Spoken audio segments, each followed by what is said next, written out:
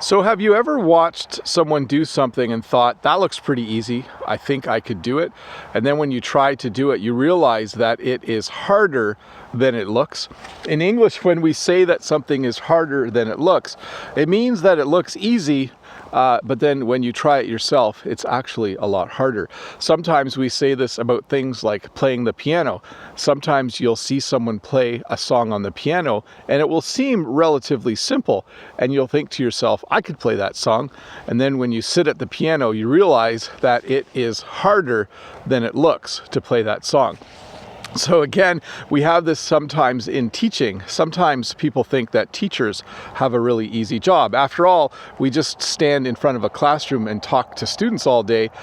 It looks pretty easy, but I'll tell you this much, it is harder than it looks. You should give it a try sometime and see how hard it is. We have another phrase in English that means exactly the same thing, and that's the phrase that something is harder than it seems. And we could use the same examples here. Maybe you see someone play a song on the piano and you think, I could play that song. That looks easy. And when you sit down at the piano, it is harder than it seems.